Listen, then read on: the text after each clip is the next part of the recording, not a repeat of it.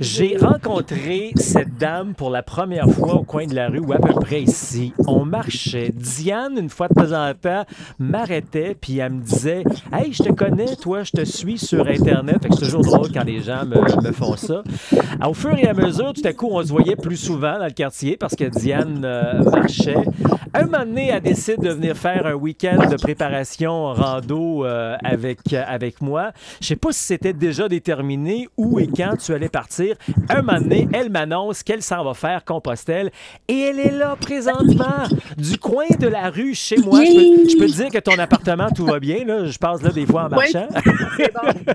Du coin de la rue chez moi, elle est à l'extrême de Compostelle. Elle est à Mouchia présentement. Regardez-moi le beau ciel, le beau rocher en arrière, les petites fleurs. Puis l'église au bout à Mouchia. Oh, que c'est donc magnifique de nous faire voyager comme ça.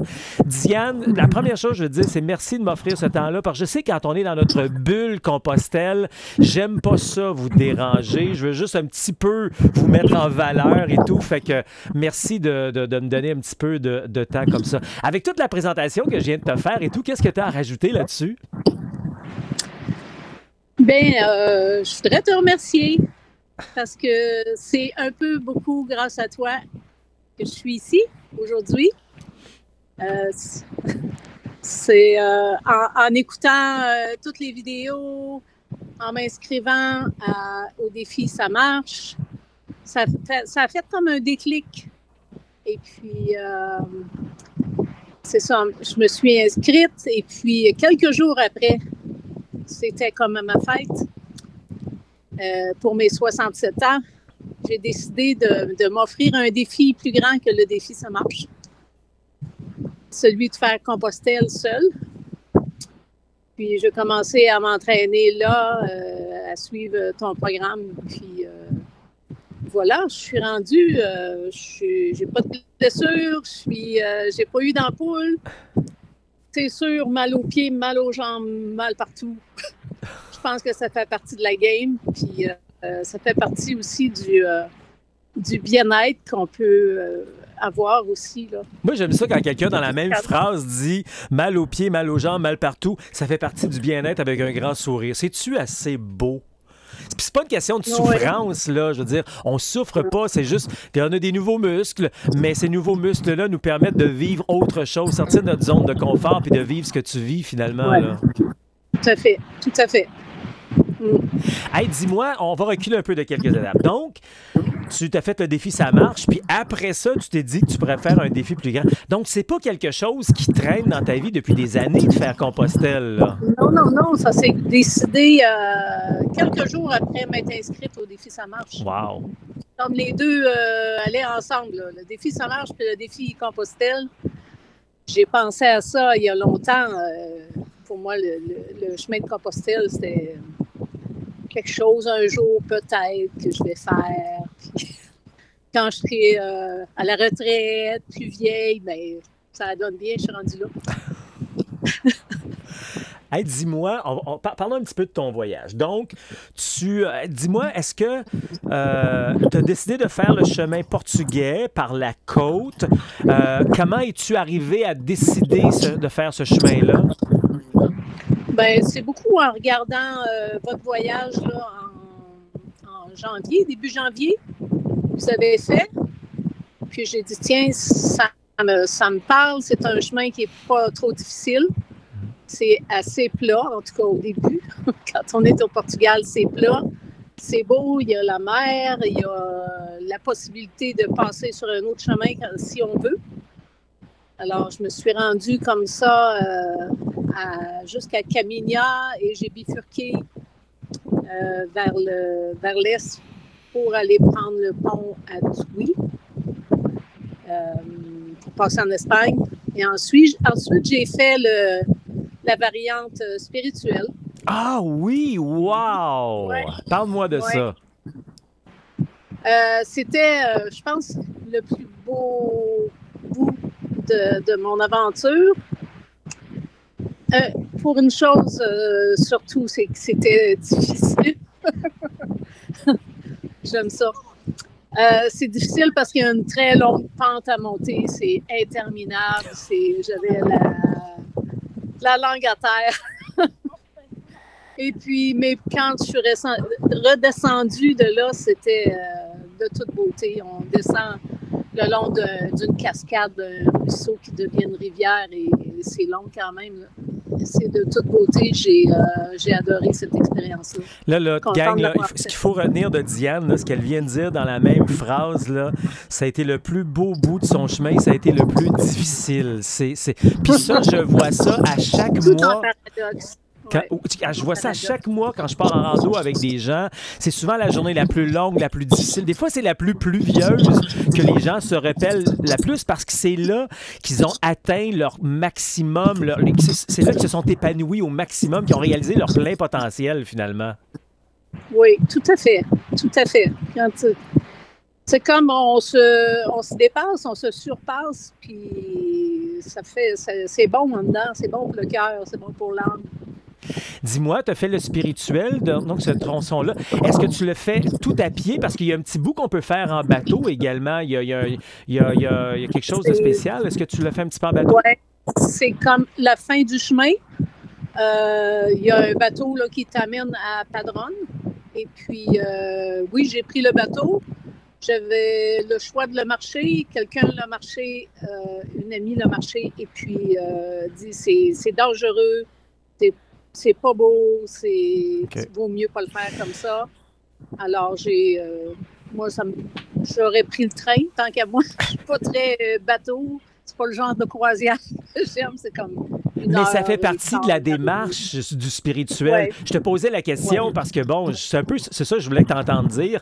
Tu le fais parce que le spirituel, c'est ça. Il vous permet de faire un tracé d'à peu près une journée en bateau. Ouais. Puis tu le sais, pour avoir été à Padron, quoi que t'as passé droit à Padron, mais Padron, c'est par là qu'est arrivé Saint-Jacques, en bateau il y a 2000 ans par ses fidèles qui l'ont amené là. Donc, t'as répété un petit peu la même chose et c'est pour ça aussi qui est si spécial, là, cet environnement-là. Là. Oui, oui.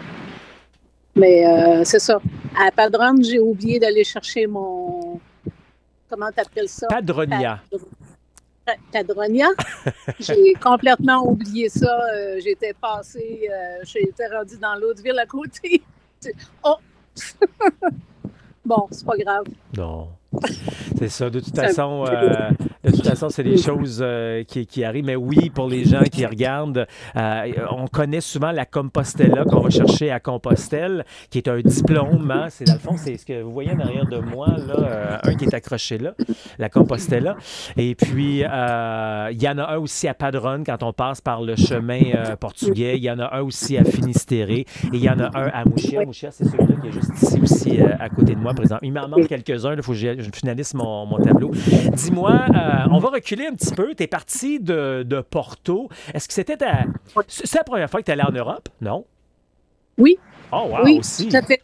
OK. Donc, c'est ta première fois à Porto.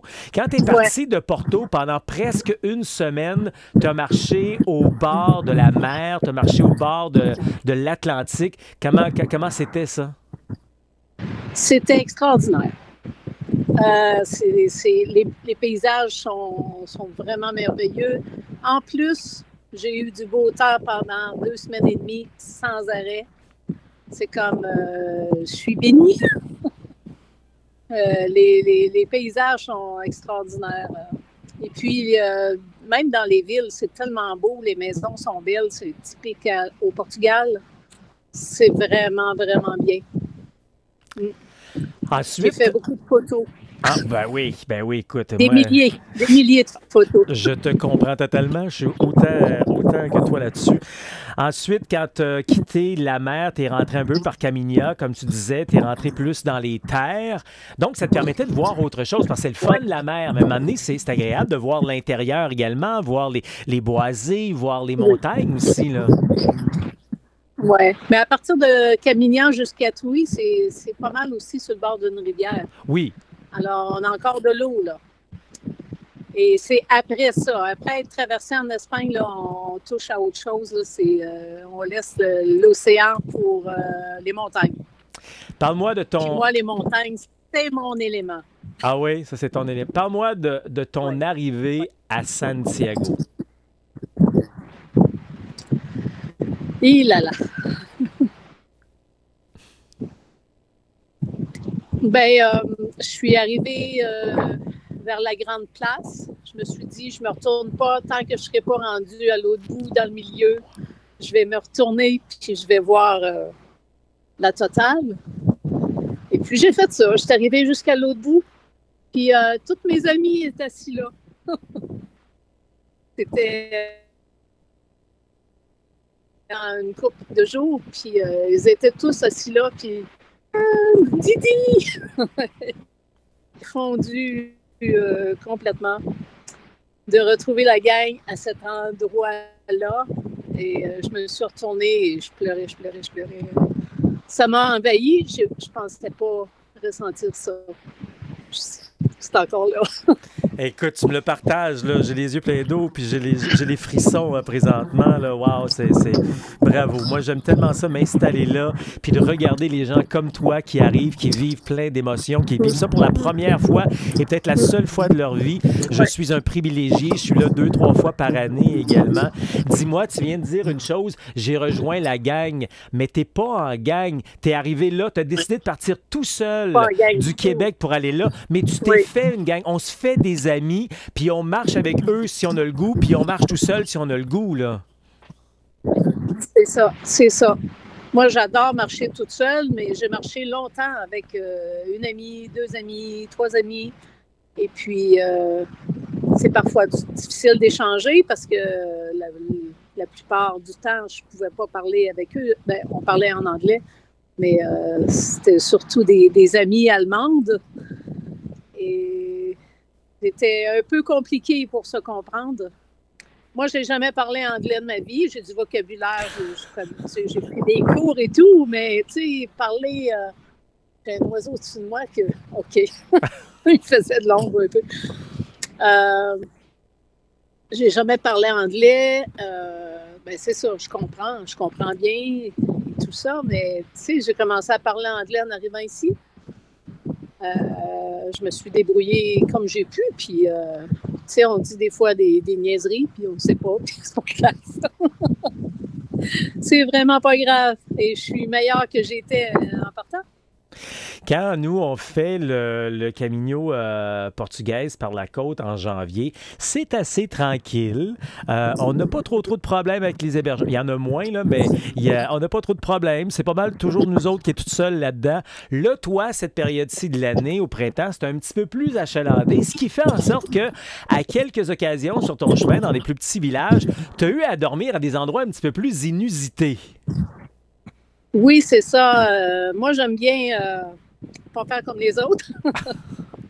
Alors, j'allais des fois dans des petits villages où il y a juste une auberge ou deux, puis des fois c'est plein parce que d'autres font comme moi, j'imagine.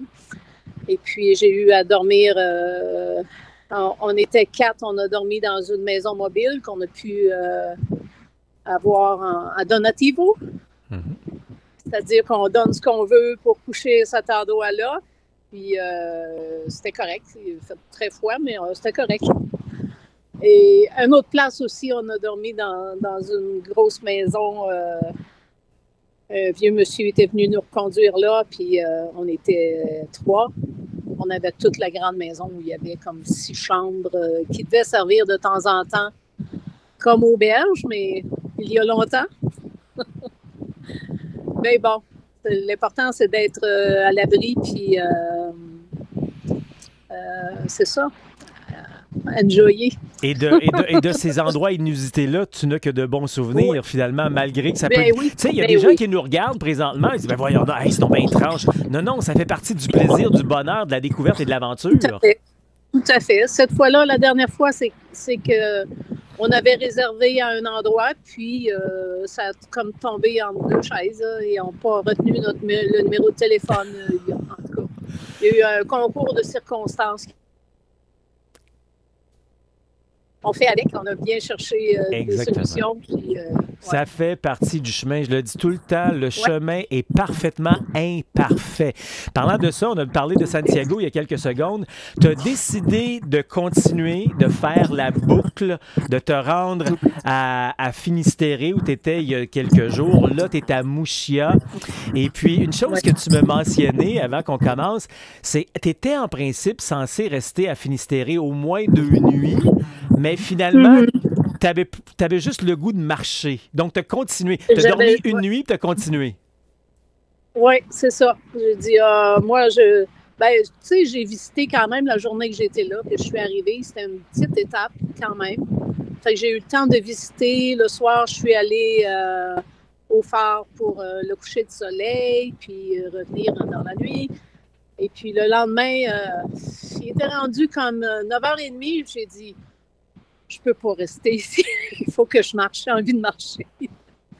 Alors, j'ai fait mes bagages, puis je suis partie. J'ai fait une demi-étape et c'était parfait. Et puis aujourd'hui, je suis arrivée ici. C'est encore parfait, mais là, c'est vrai, je vais rester ici. Okay. Tu vas passer 2 nuits là? Oui. Mais mon auberge est super, puis je veux rester là pour... Mais tu me racontais que tu vas faire ce que j'encourage tout le monde à faire parce que tu as le temps de le faire. Tu vas faire la boucle au complet, aller-retour. Là, tu es à Mouchia, tu passes 2 nuits et tu vas retourner à Santiago en sens inverse en 3-4 jours. Oui. Pourquoi? Je vais faire ça. Parce que j'ai envie de marcher. Puis parce que j'ai du temps.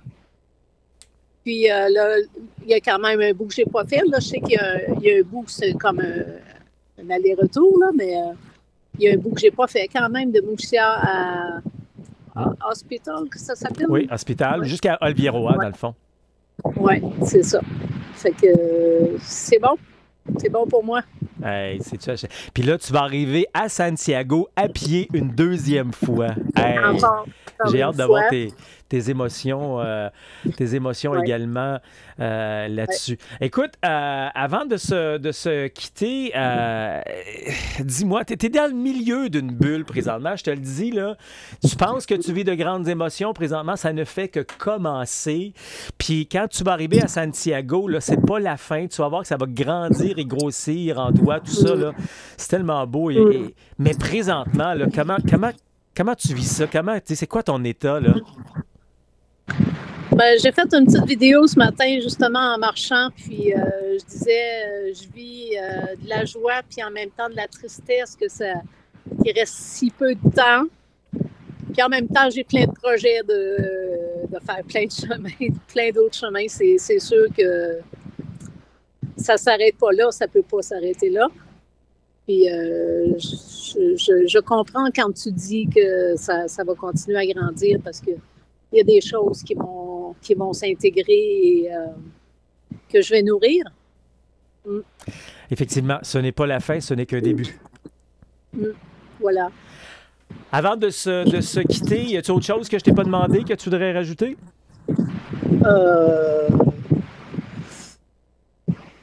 Je peux rajouter un petit paysage? Ben oui! Allons-y comme ça. Fais-nous un petit tour guidé. Là, ça va peut-être être venteux. Elle est cachée derrière d'une grosse roche parce que c'est venteux. C'est toujours venteux là, à Mouchia. Fais-nous une petite tournée. Je pense que le monument derrière de toi, il y a aussi l'église et tout, là. Il y a la mer. Ouais. Il y a l'église. Et puis, de l'autre côté, derrière la roche. Le monument qui est craqué en passant, hein, je voulais te le dire. Il a craqué. Ça fait pas mal longtemps qu'il est craqué. Petite explication, l'église qu'il y a là, c'est l'église qui est au bout de Mouchia. C'est un classique, c'est beau. On peut voir un coucher de soleil là également. Puis le monument qu'il y a là n'a aucun rapport avec Compostelle. Ça relate, ça rappelle un naufrage qui a eu lieu sur place il y a X nombre d'années. Sous un ciel super beau, ensoleillé, avec ton grand sourire. Merci beaucoup, Diane. Ça m'a fait plaisir, Pascal. Vraiment.